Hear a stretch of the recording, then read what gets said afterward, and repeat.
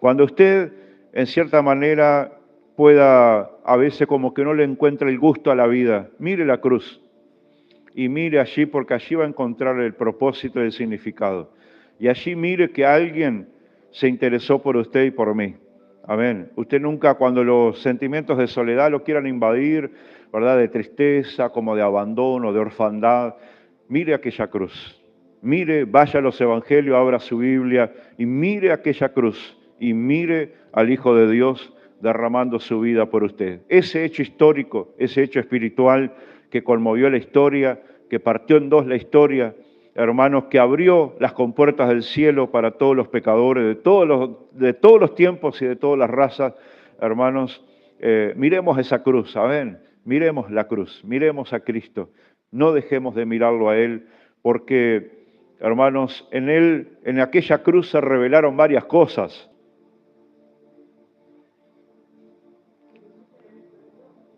Que Jesús era el Hijo de Dios.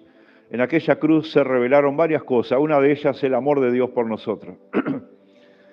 Si la gente a veces puede dudar del amor de Dios, usted puede dudar del amor de alguien, de una persona, un familiar, de un cónyuge, un marido, una esposa, puede dudar, pero del amor de Dios, hermano, es un atrevimiento terrible, hermano, de parte del ser humano, dudar del amor de Dios. Dudar de que Cristo nos ama, hermanos, es pegarle un cachetazo y escupirle en la cara nuevamente. Porque la cruz es la expresión máxima del amor de Dios por nosotros, por los pecadores, por los enemigos acérrimos del cielo. Porque en la cruz Jesús no estaba muriendo por los amigos, estaba muriendo por sus enemigos. Por sus enemigos. ¿Sabe quiénes eran los enemigos de Cristo en la cruz? No eran los judíos, no era el látigo romano. Mírese, es cierto, tóquese, era usted y era yo.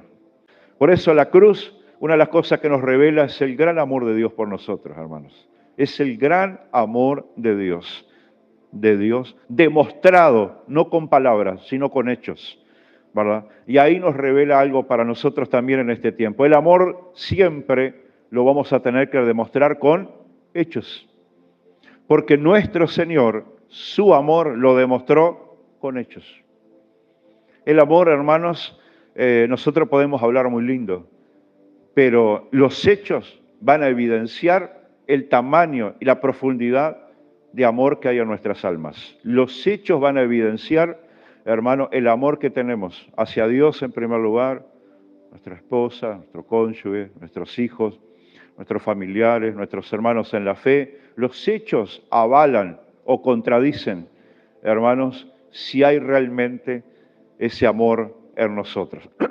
Por eso la cruz revela, hermanos, el gran amor de Dios. Revela la justicia de Dios. ¿En qué sentido? Porque la Biblia dice, hay un salmo que dice, la justicia y la paz se encontraron. ¿Dónde se encontraron la justicia y la paz? Se encontraron en aquella cruz, porque Dios hizo justicia. ¿Qué tipo de justicia? Porque el pecado es una ofensa contra Dios. Cada vez que el hombre peca, hermanos, viola una ley divina, no una ley humana, una ley superior, una ley mucho más importante, que es la ley moral que Dios estableció para todo este planeta.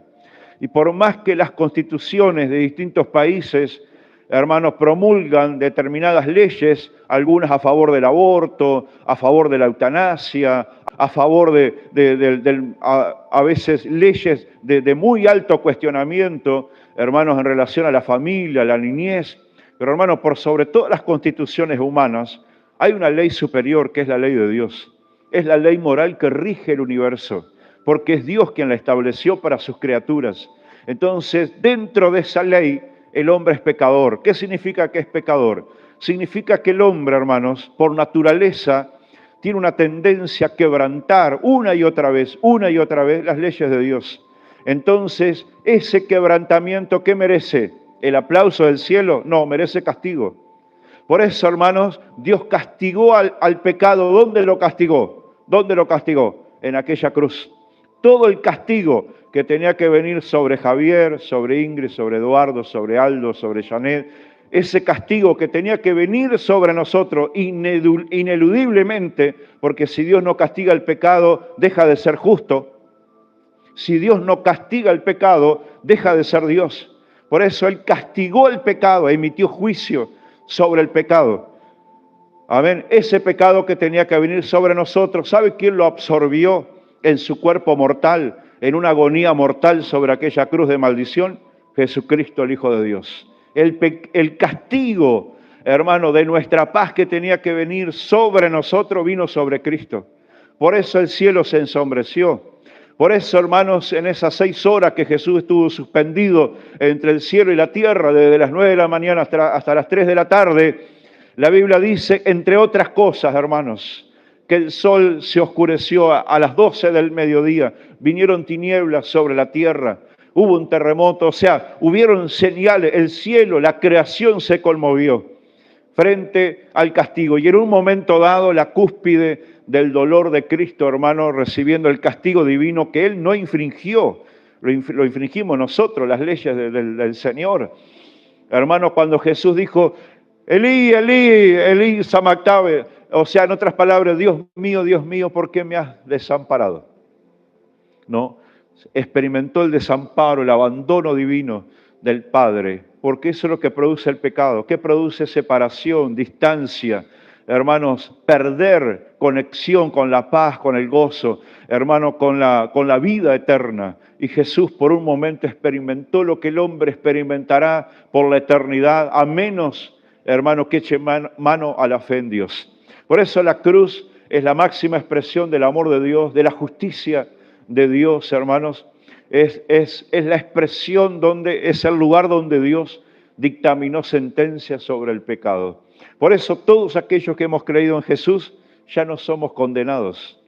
¿Por qué? Porque el castigo ya vino ¿sobre quién? Sobre nuestro amado Salvador.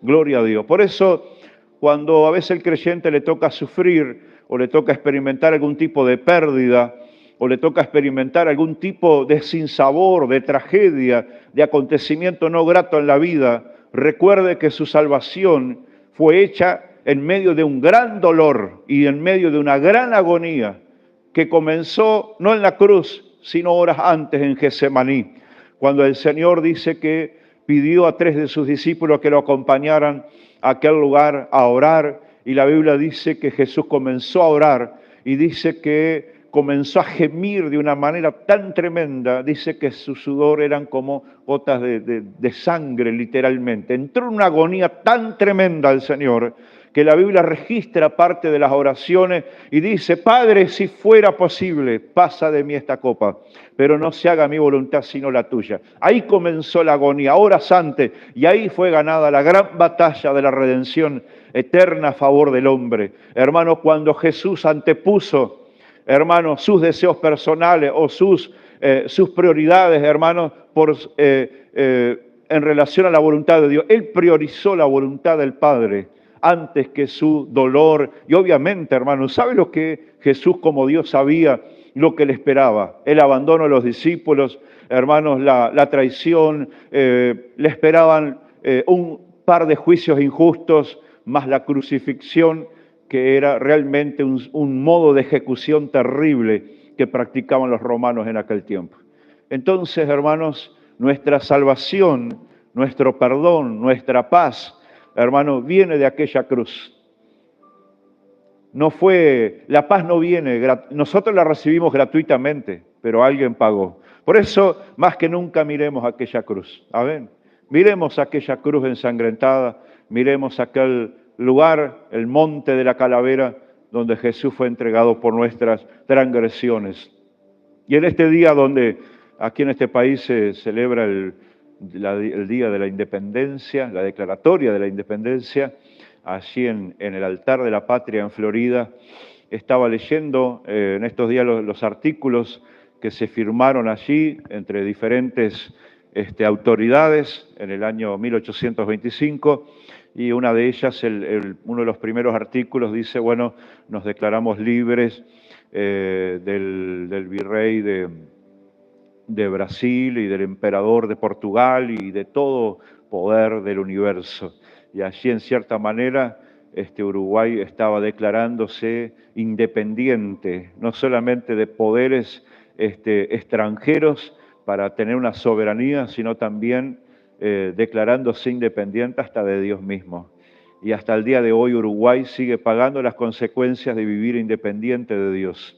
La independencia, hermano, está bien cuando está bien mirada en un concepto en lo personal, pero en lo espiritual, ¿verdad? Es terrible cuando el hombre quiere vivir una vida independiente de Dios, sin consultarle, sin preguntarle, sin tomar contacto con sus leyes y con el propósito de Dios para nuestra vida. Por eso en este día declaramos, sí, por un lado la declaratoria de la independencia, ¿verdad? Pero por otro lado declaramos nuestra dependencia de Dios para el tiempo que se viene. Dependemos de Dios. A Uruguay tal vez le cueste, porque junto con la independencia, hermanos, Uruguay siempre ha convivido con dos pecados muy fuertes que están arraigados en su ADN fundacional, que es, por un lado, la independencia y por otro lado, el orgullo. El uruguayo, hermanos, es muy bueno para un montón de cosas, es muy requerido como obrero, a veces en otras latitudes, en otros puntos del mundo, se revuelve en cantidad de actividades, es capaz de aprender con rapidez un montón de oficios, o sea, tiene un montón de capacidad de habilidades, hermano, pero le cuesta ¿qué? Le cuesta doblegarse, le cuesta inclinar el cuello. Aparte de independiente, porque forma parte un poco de las raíces del gaucho, porque el gaucho ¿qué era? Era un ser independiente, él no se adhería a ninguna causa, era él y nadie más. Entonces tenemos raíces étnicas y culturales que nos han llevado a ser independientes, ¿verdad? A movernos independientemente. Siglos más tarde los olimareños han cantado el orejano, y la canción de los olimareños refleja algo también de la cultura del Uruguay. ¿Cuál es? Dice, una de las estrofas del orejano dice, a nadie preciso para hacerme vaquiano, ¿verdad? A nadie preciso. En otras palabras, yo soy independiente, a mí nadie me manda, yo soy dueño de mi destino, de mi caminar, y eso ha traído muchísimo dolor a las familias, por eso tenemos la tasa más alta de suicidios de América Latina. Tenemos un país que realmente lideramos los rankings en cuanto al tema del aborto, en cuanto a la depresión, en cuanto al desmoronamiento familiar. O sea, lideramos en muchos aspectos, pero en sentidos negativos. Entonces, las raíces con las cuales lucha el uruguayo, la independencia por un lado y el orgullo por el otro. Por eso el creyente, cuando escucha la palabra que nos tenemos que humillar, ¿cuánto cuesta al ser humano humillarse? ¿Cuánto le cuesta doblegarse? ¿Cuánto le cuesta reconocer sus faltas, sus pecados, sus fallas? Porque no solamente es algo a veces de la persona, no, es algo hasta étnico, cultural, que atraviesa al uruguayo, que le cuesta reconocer su condición. A veces está arruinado, está hecho pedazos, pero te dice, estoy bien. ¿Verdad? Qué increíble, hermanos. El orgullo, hermanos, la independencia, son pecados terribles ante Dios. Y la Biblia dice, hermano, que Dios resiste a los soberbios. No dice que Dios resiste a los uruguayos, porque Dios ama esta nación, Dios ama esta tierra. Pero resiste, hermanos, el pecado que está arraigado, que está metido en el ADN, lamentablemente, de hombres y mujeres que han nacido en esta tierra. Y a veces cuando le toca salir a otro país y ver otras culturas y ver cómo se manejan, cómo viven otras culturas, otros pueblos, aún aquí en América Latina, nos damos cuenta, hermanos, que estamos muy lejos, que hemos perdido mucha cosa y hasta a veces hemos perdido años, hermanos, en no comportarnos de otra manera. ¿Por qué? Por el orgullo. Por el orgullo, por la independencia, por no depender. No, yo no dependo de nadie. No. ¿Verdad? Entonces, todos esos dos factores han llevado a la ruina, a la familia, matrimonios y hasta iglesias. Por eso, queridos, en esta mañana abrimos la Biblia. Yo les quiero compartir solo un pequeño devocional, que nosotros fuimos llamados a edificar, hermanos, a construir. Ahí en Mateo, creo que está Euni, fíjate que Mateo capítulo 16, dice, yo edificaré mi iglesia y las puertas del Hades no prevalecerán contra ella. Mateo capítulo 16. Y de cierto te digo que tú eres Pedro, y sobre esta roca edificaré mi iglesia, y las puertas del infierno, del Hades, de la muerte, no prevalecerán contra ella. ¿Cuál es el espíritu de Cristo, hermanos? Es un espíritu que construye, que edifica. Y Jesús en un momento dado le dijo a los discípulos, miren que el que conmigo no recoge, desparrama. Miren que el que conmigo no junta, termina destruyendo. Entonces, hermanos, primera verdad que la Biblia nos enseña, que el hombre, hermanos, sin Dios y sin Cristo es un peligro y es un problema para Dios y para los hombres. El hombre, hermanos, sin Dios y sin Cristo es un problema grave para Dios y para la sociedad. Hay gente que dice, no, yo no hago mal a nadie. Es cierto, no haces mal a nadie, pero tampoco bien. Entonces tu vida pasa inadvertida, porque no se nota a quién estás beneficiando, a quién estás bendiciendo. Entonces, hermanos, el hombre, nosotros mismos, somos un material explosivo, somos un material radioactivo, somos, permítame la expresión, somos un material peligroso si no está bajo control. El hombre, hermanos, si no está bajo el dominio del Señor y bajo el gobierno divino, es un problema para Dios y es un problema para la sociedad. Por eso también que nuestras cárceles, el otro día a Ingrid, te decía Naitan, ¿no? Que fue una cárcel en Canelones, y se asombró de la cárcel tan grande, en una ciudad, dice. Claro, porque en Uruguay también lideramos la cantidad de presos por habitante, o sea, cada 100.000 habitantes, hermano, van ya casi 11.000 presos en Uruguay. El hombre, hermanos, sin Dios y sin Cristo es un problema. Yo puedo ser un gran problema para Dios y para la sociedad si no me pongo bajo el gobierno del Señor. Puedo ser un gran problema y puedo hacer llorar a muchísima gente y puedo dañar a muchísimas personas, porque el hombre sin Dios y sin Cristo es un problema. Por eso, hermano, el Evangelio vino a sanar ese problema y a convertirnos a nosotros ¿en qué?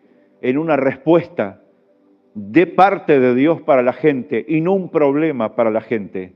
Hoy, ¿cuál es el gran problema de los gobiernos actuales, hermano? La delincuencia, la drogadicción, el narcotráfico, la violencia familiar, hermanos, el abuso infantil, la trata de blancas, hermanos, aparte obviamente de la falta de trabajo y otros factores más socioculturales, hermanos, que afectan la sociedad toda, hermanos, pero hoy hay asuntos que el gobierno dice se nos ha escapado de las manos, hay problemas que no los podemos resolver. ¿Por qué? Porque el hombre, donde va, sin Dios, todo lo que toca lo destruye. Todo lo que toca el hombre, hermano, porque el hombre está bajo maldición. El hombre es enemigo de Dios. Y el cielo, hermanos, ha declarado, hermano, que el hombre es enemigo de Dios. Es enemigo, somos enemigos. La gente, hermano, es enemiga de Dios. Entonces, hermano, como tal, va a actuar como enemigo. Por eso, una de las verdades que yo quiero que usted se grabe en su corazón. Nosotros, si no estamos bajo el gobierno del Señor, podemos ser un problema para Dios y para la sociedad. Por eso Jesús dijo, hermanos, el que conmigo no recoge, desparrama. El que no se une conmigo para edificar, se transforma en un problema. Se transforma en un problema. A veces usted ve personas que pueden ser una solución y luego, hermanos, su corazón, algo pasa en el corazón de esas personas, se dan vuelta, ¿verdad? Empiezan a agarrar otras ideas. El corazón se entra a llenar de otras cosas que antes no había, avaricia, codicia, lujuria, hermano, un montón de cosas. Y cuando quiere acordar, esa persona que usted ve como una respuesta, como una bendición, mañana es un problema.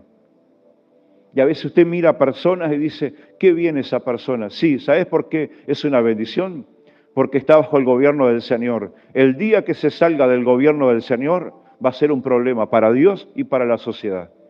Por eso Jesús dijo, hermanos, yo edificaré. El Espíritu de Cristo es edificar, es construir. Y nosotros hemos sido llamados, hermanos, a construir cosas. En primer lugar, una relación con Dios personal. Cada uno, hermanos, no puede estar dependiendo de la fe del padre, de la madre, del tío, del abuelo. Cada uno tenemos que enseñar a que cada uno desarrolle una relación personal con Dios. Y eso significa construir, eso significa edificar. La Biblia dice el justo por su fe vivirá. No dice el justo por la fe del abuelo, del padre vivirá. No, dice el justo por su fe. El justo por su fe vivirá. Entonces, hermanos, hemos sido llamados a construir una relación personal con Dios, en lo personal nosotros, y también animamos a otros que también lo hagan de esa manera. Así como nosotros le decimos a las personas, mira, yo no soy perfecto, pero ¿sabes qué? Estoy construyendo una relación personal con el Señor. Oro todos los días, consulto la palabra del Señor, me congrego en tal lugar. O sea, estoy construyendo una relación personal con Dios. ¿Cuándo terminará? Un día, cuando Él me llame a su gloria, a su presencia, ahí nos veremos cara a cara. Hoy lo veo por la fe, lo veo por las Escrituras, pero un día lo tendré enfrente. Miraré su rostro, miraré sus manos traspasadas, sus pies heridos, su frente todavía con las cicatrices de aquella corona de espinos. Un día lo veré cara a cara. Yo digo, y eso, hermano, ¿no será el motivo de mayor gozo por la eternidad? Ver al Nazareno, que durante años usted lo vio por fe, pero un día usted lo va a ver cara a cara. Y esa es nuestra esperanza del creyente. Hoy lo vemos por la fe, hoy andamos saludándolo por la fe, hoy oramos por la fe, hoy nos arrodillamos por la fe, hoy leemos la Escritura por la fe. Por la fe creemos que el Señor ha ido a preparar lugar para nosotros. Por la fe creemos, hermanos, por la fe creemos en la resurrección de entre los muertos. Por la fe. Pero un día nuestro corazón, hermanos, gloria a Dios que Él nos va a dar un cuerpo nuevo y glorificado, si no nuestro corazón infartaría del gozo y de la alegría al verlo al Señor, ¿verdad? Y poder verlo y decir, Señor, por ti, por tu causa, estoy aquí, por tu causa, por tu causa. Gracias, Señor, porque me llamaste. Qué tremendo, hermanos, ese día, cuando usted esté cara a cara con el Maestro. Gloria a Dios. Hemos sido llamados a construir, hermanos, una relación estable, permanente con el Señor. Hemos sido llamados a cuidar y a desarrollar nuestro carácter, a cuidar nuestro carácter, ver qué fisuras hay en el carácter, qué es lo que te está afectando, porque a veces tenemos un mal carácter y un mal temperamento.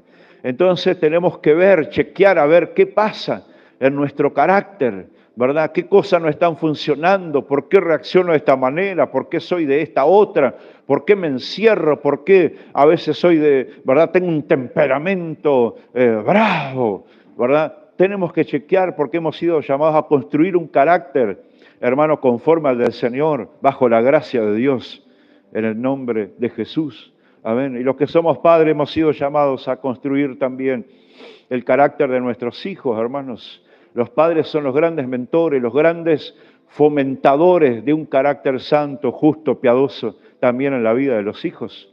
Amén. Por eso hemos sido llamados a construir. No te olvides, hermano, que vos, tomado de la mano del Señor, sos un hábil constructor. Sos un hábil constructor. Pero cuando nos soltamos de la mano del Señor, nos convertimos en un gran destructor. Comenzamos a destruir vidas, a destruir confianza, a destruir, hermanos, relaciones, a destruir vínculos. Y uno dice, ¿por qué? Porque el pecado hace eso. ¿Y cuál es el pecado, hermano, que tenemos que cuidarnos? La independencia, el vivir distanciados, desconectados de Dios. Por eso, en este tiempo, queridos amigos, procuremos que nuestra vida esté bajo el gobierno del Señor. Y recuerde este principio que parece, hermanos, sacado de una película de terror, pero es así. El hombre sin Dios y sin Cristo es un peligro y se puede tornar en un gran problema para Dios mismo y para la sociedad. La Biblia lo registra. En el libro de Génesis capítulo 6, la Biblia dice que Dios le habló a Noé. Noé, ¿sabes qué? Estoy arrepentido de haber creado a la gente, de haber creado al hombre, porque no dejan de pensar lo malo, están continuamente pensando en lo malo, en lo negativo, en la violencia. Dice, me cansé, estoy arrepentido, ¿sabes qué? Voy a destruir. ¿Qué pasó ahí, hermanos? El hombre que Dios había creado comenzó a ser un problema para Dios. Y cuidado, hermano, cuando alguien se comienza a convertir en un problema para Dios, porque a veces Dios puede actuar de una manera que nosotros no imaginamos. Saúl fue levantado como rey, pero llegó un momento que se convirtió en un problema para Dios y para los propósitos de Dios. Entonces le habla a su siervo Samuel y le dice, ¿sabes qué? Estoy arrepentido de haber puesto a Saúl como rey. ¿Sabes qué? Lo voy a sacar, no puede andar conmigo. Es un tipo obstinado, es un tipo rebelde, es una persona que no está preparada para seguirme, para obedecer mi voluntad. ¿Sabes qué? Ya me busqué en otro lugar un hombre conforme a mi corazón. Dice el Señor que se arrepintió de haber puesto a Saúl como rey. ¿Qué significa, hermanos? Que un hombre que fue levantado con propósito, con destino, para liderar la primera monarquía de Israel, se transformó en un problema para Dios y para un pueblo. Entonces, ¿qué hizo el Señor? Lo sacó.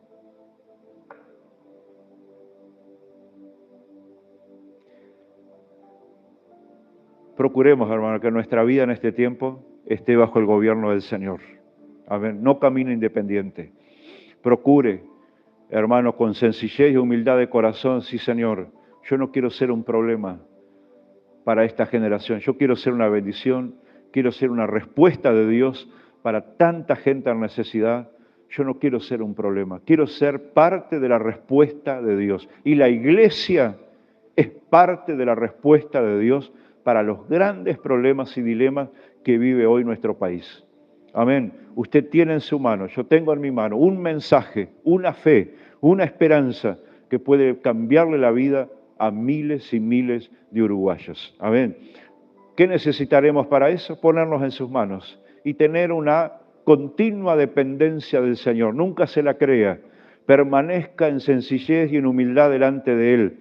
Amén. Y ore siempre de esta manera radical. Mire que las oraciones radicales ayudan mucho. Diga, Señor, yo no quiero ser un problema para nadie.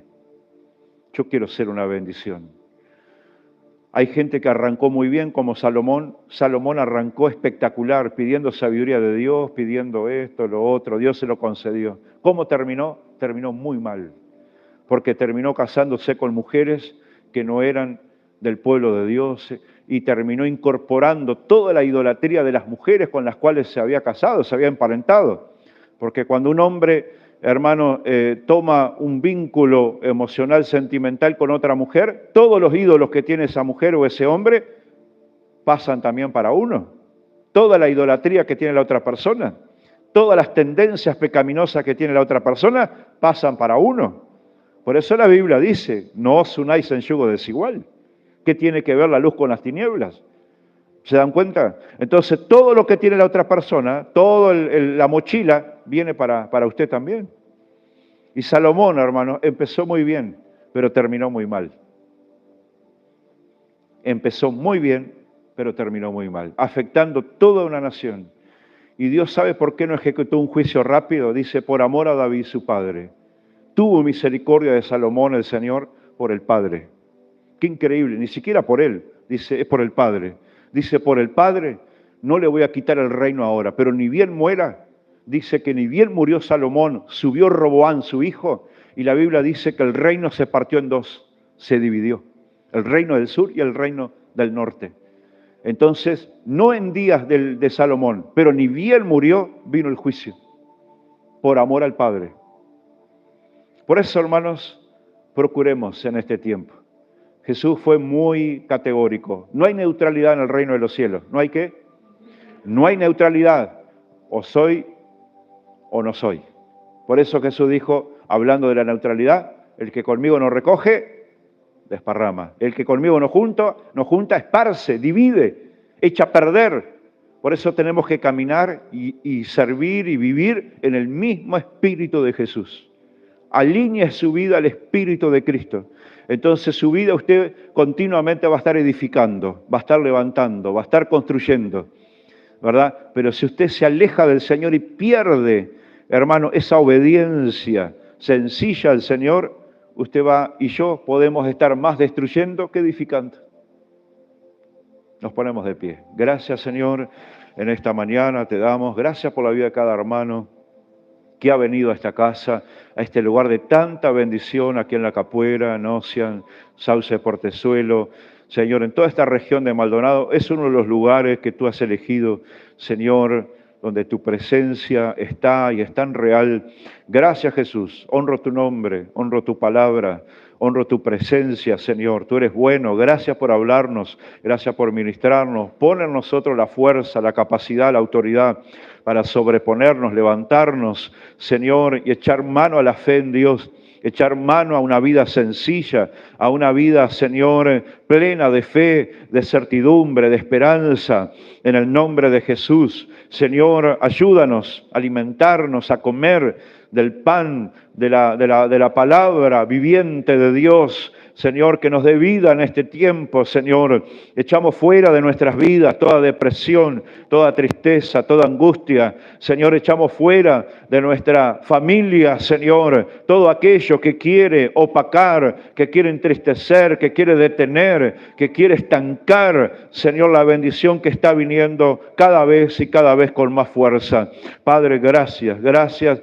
En el nombre de Jesús, bendigo la vida de cada hermano y bendigo a cada persona, Señor, que está allí del otro lado en YouTube, Señor, personas que mirarán el programa. Padre, oro por ellas, oro para que, Señor, en su corazón nazca el deseo de, Señor, de poner sus vidas bajo el gobierno soberano del Espíritu Santo, para que sus vidas sean una bendición y no sean un problema para Dios y para la sociedad. En el nombre de Jesús. Amén.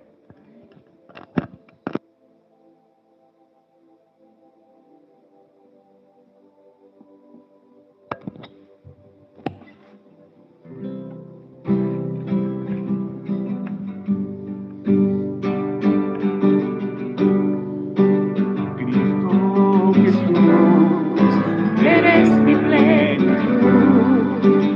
Cristo Jesús, eres mi plenitud. Cristo Jesús, eres mi plenitud. Cristo Jesús, eres mi plenitud. Si te tengo aquí, lo tengo todo, mi amado, mi tesoro. Fuera de ti, nada deseo, Señor. Si te tengo a ti, lo tengo todo, mi amado, mi tesoro. Fuera de ti, nada deseo, Señor. Si te tengo a ti, lo tengo todo, mi amado, mi tesoro. Fuera de ti, nada deseo, Señor. Si te tengo a ti, lo tengo todo, mi amado, mi tesoro. Fuera de ti, nada deseo, Señor. Cristo Jesús, eres mi plenitud. Cristo Jesús, eres mi plenitud. Cristo Jesús, eres mi plenitud. Cristo Jesús, eres mi plenitud. Si te tengo a ti, lo tengo todo, mi amado, mi tesoro. Fuera de ti, nada deseo, Señor. Si te tengo a ti, lo tengo todo, mi amado, mi tesoro. Fuera de ti, nada deseo, Señor. Si te tengo a ti, lo tengo todo, mi amado, mi tesoro. Fuera de ti, nada deseo, Señor. Si te tengo a ti, lo tengo todo, mi amado, mi tesoro. Fuera de ti, nada deseo, Señor. Cristo Jesús, eres mi plenitud. Cristo Jesús, eres mi plenitud. Cristo Jesús, eres mi plenitud. Cristo Jesús, eres mi plenitud. Si te tengo a ti, lo tengo todo, mi amado, mi tesoro. Fuera de ti, nada deseo, Señor. Si te tengo a ti, lo tengo todo, mi amado, mi tesoro. Fuera de ti, nada deseo, Señor.